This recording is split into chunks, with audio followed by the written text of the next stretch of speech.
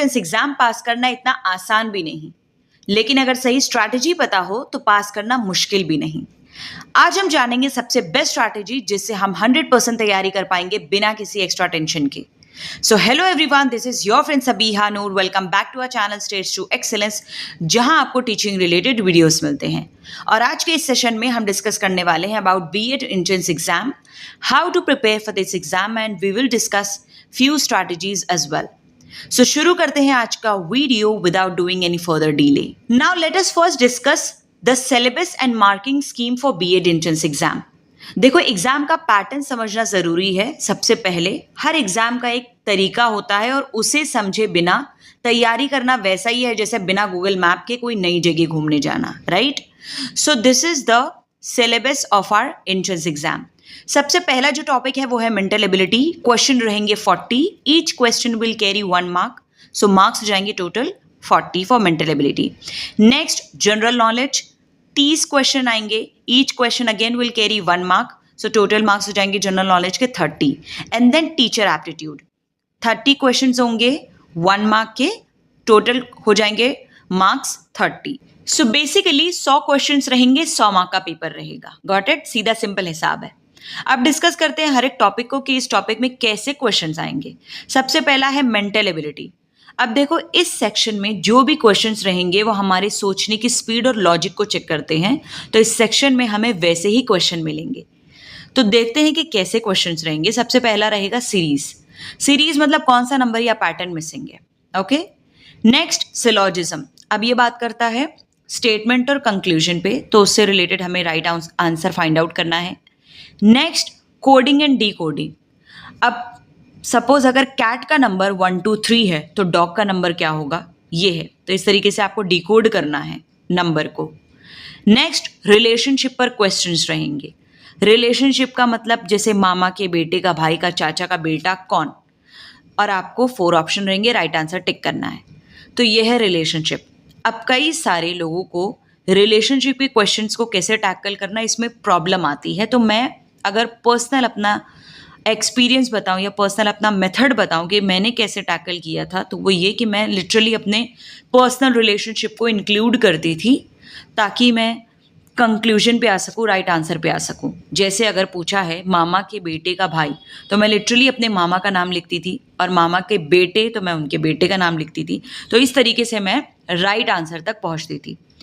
अब क्योंकि ये थोड़ा सा टाइम कंज्यूमिंग होता है, तो इसलिए हमें प्रैक्टिस करना पड़ेगा ताकि मेन एग्जाम में हमें इस रिलेटेड क्वेश्चंस अगर आए तो उसमें टाइम ना लगे। Got it? इसी तरीके से आप अपनी भी स्ट्रैटेजीज लगा सकते हो, बिकॉज हमारा जो एम है वो है कि राइट आंसर चाहिए कम से कम टाइम में। तो कोई भी स्ट्रैटेजीज लगाओ, it is all up to you. Next is analogies. अब एनालॉजीज के क्वेश्चन कैसे होते हैं, जैसे फॉर एग्जाम्पल स्मोक से पोल्यूशन होता है तो वॉर से क्या होगा। ऑप्शंस रहेंगे आपके पास 4, विक्ट्री, पीस, ट्रीटी या destruction. So obviously the right answer is destruction. अब ये था कुछ सिंपल क्वेश्चन, आपको कुछ कॉम्प्लेक्स क्वेश्चन भी आ सकते हैं। Okay, next is problems on dice. हमने सब डाइस के साथ खेला है, तो उससे रिलेटेड क्वेश्चंस आ सकते हैं कि ऑपोजिट साइड पे क्या आएगा। ईदर इन वर्बल और नॉन वर्बल फॉर्म। अब वर्बल मतलब जहाँ पे वर्ड्स और लैंग्वेजेस इंक्लूड्स हो रहे हैं वो है वर्बल फॉर्म मेंटल एबिलिटी के। नॉन वर्बल मतलब जहाँ पे डॉट्स, पैटर्न्स, शेप्स या डायग्राम या मिरर इमेज की बात हो रही है और फिर मिसिंग नंबर की भी बात हो रही है, ये सब नॉन वर्बल फॉर्म है जहाँ पे लैंग्वेजेस और वर्ड्स का इस्तेमाल नहीं हो रहा है। Got it? सो ये मेंटल एबिलिटी एक्चुअली बहुत ईजी है अगर आप प्रैक्टिस अच्छी करते हो तो बस आपको डेली अगर 15 to 20 क्वेश्चंस भी आप सॉल्व करो ना, तो रीजनिंग आपकी सुपर फास्ट हो जाएगी। Got it? Now next is general knowledge. General knowledge में हमें पढ़ना है past event and current affairs. अब जनरल नॉलेज इस सेक्शन ऐसा है जैसे सोचो हर दिन का गॉसिप अपडेट, लिटरली मतलब पास्ट इवेंट का हिस्ट्री, ज्योग्राफी, पॉलिटिक्स, साइंस जो भी इंपॉर्टेंट है, और करंट अफेयर्स में जो भी नए रूल्स आए हैं गवर्नमेंट की, जो भी स्कीम्स है, स्पोर्ट्स है, नेशनल और इंटरनेशनल जो भी न्यूज़ है उसके बारे में हमें अपडेटेड रहना है। सो मैं आपको रिकमेंड करूँगी कि आपका मेन फोकस होना चाहिए करंट अफेयर्स पे, यस, करंट अफेयर्स पे आपका मेन फोकस होना चाहिए और एग्जाम के 3 मंथ्स पहले का करंट अफेयर्स तो पढ़ के ही जाना। अब उसके लिए हम 10 मिनट इन्वेस्ट कर सकते हैं न्यूज़पेपर के लिए। न्यूज़पेपर पढ़ो या फिर कोई एप्लीकेशन डाउनलोड कर लो जहाँ से आपको डे टू डे लाइफ की न्यूज़ मिलती रहे, और मैगज़ीन भी आप पढ़ सकते हो। तो उससे क्या है, आपका जो जीके है वो अच्छा हो जाएगा, या फिर आप यूट्यूब भी रेफर कर सकते हो। Okay, now next is teacher aptitude. अब देखो, टीचर एप्टीट्यूड ये सेक्शन हमारे अंदर का फ्यूचर टीचर चेक करता है। सो इसमें क्वेश्चंस आएंगे awareness about changes in education and society, मतलब आज के एजुकेशन सिस्टम में नए नए रूल्स और पॉलिसीज क्या है। सो एज अ टीचर हमें उसके बारे में अवेयर रहना चाहिए। And for this I will recommend you to watch the video called NEP 2020, मतलब नेशनल एजुकेशन पॉलिसी 2020। इससे रिलेटेड वीडियोस ऑलरेडी अपलोडेड है हमारे चैनल पे, please go and watch that video आपको आई बटन पर मिल जाएगा, आप वहां पर जाकर देख सकते हो। Okay, next leadership quality. अब देखो, क्या हम स्टूडेंट ग्रुप को या क्लास को कॉन्फिडेंटली लीड कर सकते हैं, इससे रिलेटेड क्वेश्चंस रहेंगे। नेक्स्ट, कम्युनिकेशन स्किल होना चाहिए एक टीचर में। स्ट्रॉन्ग कम्युनिकेशन स्किल क्या हमें आता है, उससे related questions. And next, professional commitment, क्या हम एक कमिटेड टीचर बन सकते हैं जो बच्चों को जेन्युइनली गाइड करें। So all these questions will be there in teacher aptitude. So basically ये सेक्शन जो है बहुत ईजी है, बस थोड़ा सा कॉमन सेंस और बहुत सारा टीचिंग वाला माइंडसेट आपको अप्लाई करना पड़ेगा। Okay, so this is all about CET exam. Now let's discuss the ELCT exam as well, that is English language content test. अब यहाँ पर मैं आपको एक बात बता दूं कि अगर आप महाराष्ट्र के किसी भी इंग्लिश मीडियम BEd कॉलेजेस में एडमिशन लेना चाहते हो तो आपको ELCT देना होगा। लेकिन अगर आप मराठी या हिंदी मीडियम BEd कॉलेजेस में एडमिशन लेना चाहते हो, so you don't need to give this exam. This exam is only for those candidate who wants to take admission in English medium BEd colleges. Got it? It is compulsory for them. अब कुछ इस तरीके से syllabus है। 50 marks का question रहेगा, 50 marks का paper रहेगा। एंड बाइफर्केशन टॉपिक्स के कुछ इस तरीके से है। रीडिंग कॉम्प्रिहेंशन रहेगा 20 मार्क का, वोकैबुलरी 5 मार्क का, ग्रामर पे फोकस रहेगा 8 मार्क का, सेंटेंस फॉर्मेशन से रिलेटेड क्वेश्चंस रहेंगे 7, फेनेटिक्स पे रहेंगे 3 मार्क्स के, verbal idioms and proverbs will come for 5 marks, and then figure of speech which will going to come for 2 marks. अब यहाँ पे I will recommend you and I will tell you that please focus first जिसका weightage ज़्यादा है, that is reading comprehension, grammar and sentence formation. इसके बाद आप उस टॉपिक पे जा सकते हैं जिसका weightage कम है। ओके, सो weightage के हिसाब से आप प्रैक्टिस करिए। ओके, सबसे पहला जिसका वेटेज हाई है, जिसके नंबर ऑफ क्वेश्चन ज्यादा आएंगे, पहले उसको स्ट्रॉन्ग करिए and then you can go for the next one, for the rest one. Next, अब डिस्कस कर लेते हैं कुछ most important information about these two exam, that is CET and ELCT। Okay, so first is test will comprise of MCQs with 4 option. सो ये जो exam होगा completely MCQ based है, 4 ऑप्शंस रहेंगे हर क्वेश्चन के। Test duration of CET will be 90 minutes. 90 minutes का CET होगा, 1.5 आवर आपको कंप्लीट मिलेंगे।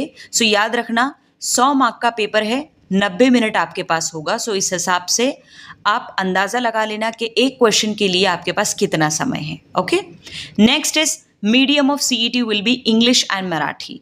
सो ये दोनों लैंग्वेजेस में क्वेश्चन पेपर होंगे। Test duration of ELCT will be 30 minutes.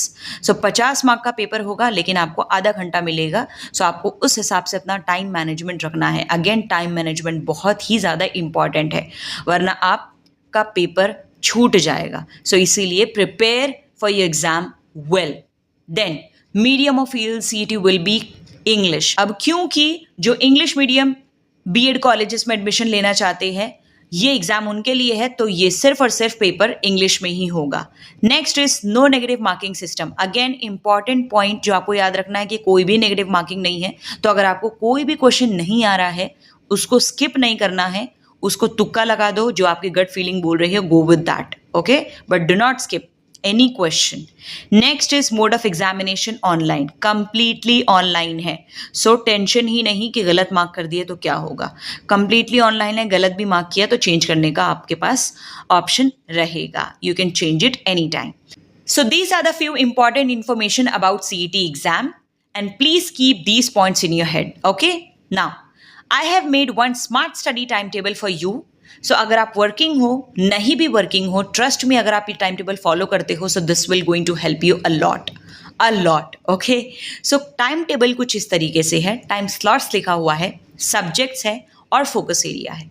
अब देखो, अगर आप वर्किंग हो तो थोड़ा डिफिकल्ट हो जाता है टाइम मैनेज करना. सो आई विल सजेस्ट यू, जो आपका ट्रैवलिंग टाइम है उसमें आप थोड़ा टाइम निकाल सकते हो, और इवनिंग में जब आप रेस्ट कर रहे हो उसमें थोड़ा टाइम निकाल सकते हो. ओके, सो 2.5 से 3 घंटा तो आपको देना ही देना है. इससे ज़्यादा देते हो तो बहुत अच्छी बात है, लेकिन आपको एग्ज़ाम क्योंकि एक ही मंथ है अब बचा, तो इतना तो देना ही पड़ेगा. तो इस तरीके से आप अपना टाइम टेबल कुछ ऊपर नीचे कर सकते हो, मैनेज कर सकते हो. सो 7 to 7:30 टीचिंग एप्टीट्यूड, आधा घंटा आपको टीचिंग एप्टीट्यूड पे देना है. 15 से 20 क्वेश्चन सॉल्व करिए और एक शॉर्ट टॉपिक को कवर करिए.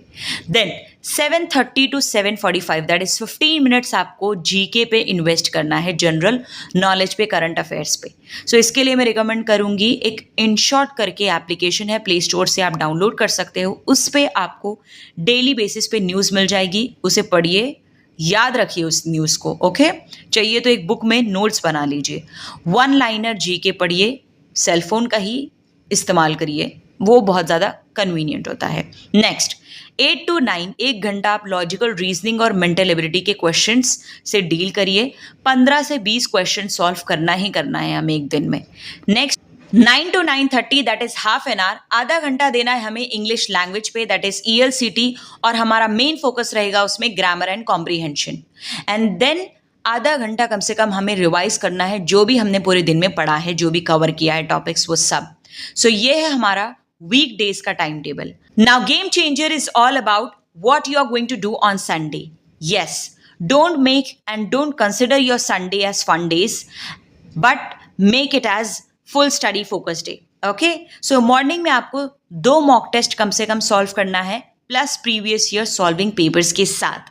नेक्स्ट आफ्टरनून में आपको वीक टॉपिक्स और क्विक रिवीजन पे फोकस करना चाहिए. That would be my suggestion and advice for you. अब देखो, मॉक टेस्ट से होता क्या है. मॉक टेस्ट आपको एक रियल एग्जाम वाली फीलिंग देता है सबसे पहले. नेक्स्ट आपके कॉन्फिडेंस को बिल्डअप करता है, डेवलप होगा, आपका कॉन्फिडेंस आएगा. आपको 10 से 15 मॉक टेस्ट आप एग्जाम के पहले सॉल्व कर लीजिए, आपके अंदर भर भर के कॉन्फिडेंस आ जाएगा. उसके बाद आपकी मिस्टेक्स आपको समझ में आएगी कि मॉक टेस्ट में आपसे क्या गलतियां हो रही है और आपको कौन सी गलतियां नहीं दोहरानी है. आप उस टॉपिक पे फोकस कर पाओगे और उस टॉपिक को वीकडेज में ज़्यादा टाइम दे पाओगे. और तीसरा, टाइम मैनेजमेंट सीख पाओगे. सो टाइम मैनेजमेंट अगर सीखना है या टाइम मैनेजमेंट में आप सही नहीं हो तो टाइम लिमिट लगा लो और मॉक टेस्ट सॉल्व करो, प्रीवियस ईयर पेपर सॉल्व करो. ओके, सो ये जो संडे है आपको पूरी तरीके से यूटिलाइज करना है अपने एग्जाम के लिए. एंड देन आफ्टरनून में आपको क्या करना है, वीक टॉपिक्स पे फोकस करिए. जो भी आपने वीक डेज में पढ़ा, जो भी डिफिकल्ट लग रहा है, वो आप उस वक्त स्किप कर दीजिए, सर्कल बना के छोड़ दीजिए, उसे संडे के लिए रखिए. और मेक श्योर करें कि संडे को आप उसको ख़त्म करे ही करें. ठीक है, और रिवीजन करना है आपको. पूरे वीक आपने जो भी पढ़ा उसको अच्छा थॉरली आपको रिवाइज करना है.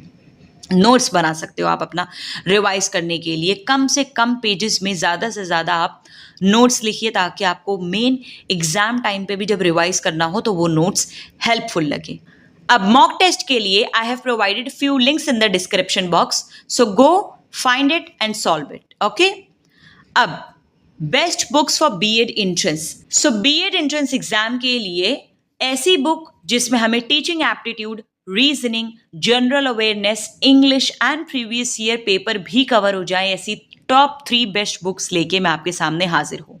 सो सबसे पहली बुक जो मैं आपको रिकमेंड करूंगी परचेस करने के लिए, that would be Arihant B.Ed entrance exam guide.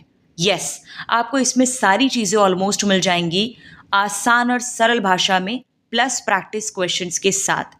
तो प्रैक्टिस क्वेश्चन आपके जो है एग्जाम में बहुत ज़्यादा हेल्प करेगा और आप बहुत ज़्यादा स्ट्रांग हो जाएंगे अपने एग्जाम के लिए. Okay, next is I will recommend you, that would be R. Gupta's B Ed entrance exam guide. इसमें भी सारे सब्जेक्ट कवर होते हैं, एमसीक्यूज भी है, प्रीवियस ईयर पेपर भी है। सो ये भी बहुत अच्छी है सेल्फ स्टडी के लिए और इसका भी एकदम एग्जाम फोकस्ड अप्रोच है। Next and last would be Upkar's BEd entrance text book.